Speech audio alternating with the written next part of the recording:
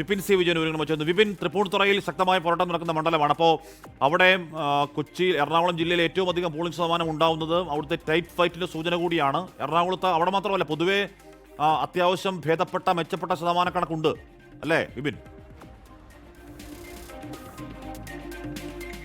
അതെ ആഷ്മി, ഇപ്പോൾ സമയം 9:45 ആവുന്നു. 9:45 എടുക്കുമ്പോൾ 17% മുകളിലേക്ക് എറണാകുളത്തെ പോളിംഗ് ശതമാനം കൂടുകയാണ്. രാവിലെ തന്നെ പരമാവധി വോട്ടർമാരെ ബൂത്തുകളിലേക്ക് എത്തിക്കുന്നതിന് വേണ്ടി മുന്നണികൾ ഒരു ശ്രമം നടത്തിയിരുന്നു. അത് വിജയം കണ്ടിരിക്കുന്നു എന്നുള്ളത് വേണം ഈ ഘട്ടത്തിൽ കരുതാൻ. കാരണം നമുക്ക് അറിയാം, ഒരു 10 മണി കഴിഞ്ഞാൽ കനത്തൊരു ചൂടാണ്. അപ്പോൾ അതിനു മുൻപ് തന്നെ പരമാവധി വോട്ട് ഉറപ്പിക്കുക എന്നുള്ളത് തന്നെയായിരുന്നു ലക്ഷ്യം. ഇപ്പോൾ അത് 17% എത്തിയിരിക്കുന്നു. ആഷ്മി ചൂണ്ടിക്കാണിച്ചതുപോലെ എറണാകുളത്തെ ഏറ്റവും ശക്തമായ മത്സരം നടക്കുന്ന മണ്ഡലങ്ങളിലൊന്ന് തൃപ്പൂണിത്തുറയാണ്. അവിടെയാണ് ഇപ്പോൾ 20% മുകളിലേക്ക് വോട്ടിംഗ് ശതമാനം കൂടി. അപ്പോൾ അത് ആരെ തുണയ്ക്കും എന്നുള്ളത് ഏറ്റവും പ്രധാനമായിട്ടുള്ള ഒരു ചോദ്യമാണ്. ഒപ്പം പാലക്കാട്ടെ UDF സ്ഥാനാർത്ഥിയായിട്ടുള്ള രമേശ് പിഷാരടിയുടെ വോട്ട് തൃപ്പൂണിത്തുറയിലായിരുന്നു. അദ്ദേഹം രാവിലെ ചെയ്തിരിക്കുന്നു.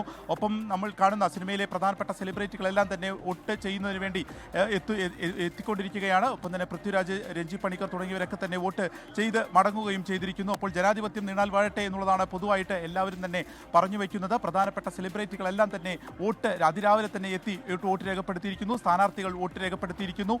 ഈ ഒരു വോട്ടിംഗ് ശതമാനം ഉയരുന്നത് ആരെ തുണയ്ക്കും എന്നുള്ളതാണ് ഏറ്റവും പ്രധാനമായും ഉള്ള ഒരു ചോദ്യം. UDFനെ സംബന്ധിച്ച് UDFിൻ്റെ ഒരു കുത്തക ഒരു ജില്ല എന്ന് തന്നെ പറയാവുന്നൊരു ജില്ലയാണ്. കാരണം കഴിഞ്ഞ പ്രാവശ്യം കേരളത്തിലാകെ LDFിൻ്റെ ഒരു തരംഗമുണ്ടായ ഒരു സമയത്തും 9 സീറ്റുകൾ, 14-ൽ 9 സീറ്റുകളും എറണാകുളത്ത് UDFന് നേടാനായി. ഇപ്രാവശ്യം അത് 12 ആക്കാം എന്നുള്ളതാണ് അവർ പ്രതീക്ഷിക്കുന്നത്. അത് എത്രത്തോളം സാധിക്കും എന്നുള്ളത് കൂടി ഒരു പ്രധാനമായി നിൽക്കുന്നു. ഒപ്പം പറവൂർ മണ്ഡലം പ്രതിപക്ഷ നേതാവ് VD സതീശൻ അവിടെ മത്സരിക്കുന്നു. അദ്ദേഹം ഭൂരിപക്ഷം കൂട്ടാൻ ശ്രമിക്കുമ്പോൾ അത് മാറി മറിയും എന്നുള്ളതാണ് LDF ഇപ്രാവശ്യം പറയുന്നത്. നമുക്ക് കാണാം, നീണ്ട നിര കാണാം. ഇത് പൊന്നൂരിനി സ്കൂളാണ്, അതായത് തൃക്കാക്കര മണ്ഡലത്തിൻ്റെ ഒരു ഭാഗമാണ്. അവിടെ NDA സ്ഥാനാർത്ഥിയായി അഖിൽ മാരാർ, UDFിൻ്റെ സ്ഥാനാർത്ഥിയായി ഉമാ തോമസും CPMനായി പുഷ്പദാസും മത്സരിക്കുകയാണ്.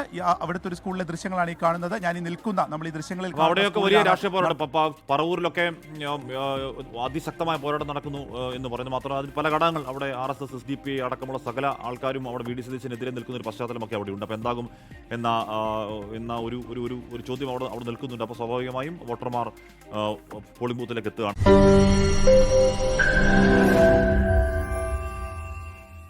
ലോകത്തെവിടെയായാലും ഏത് സമയത്തും 24 വാർത്തകളും ഓഗ്മെന്റഡ് റിയാലിറ്റി പാക്കേജുകളും എക്സ്പ്ലെയിനറുകളും വിശദമായി കാണാൻ ഞങ്ങളുടെ YouTube ചാനൽ നിങ്ങൾക്ക് സബ്സ്ക്രൈബ് ചെയ്യാം.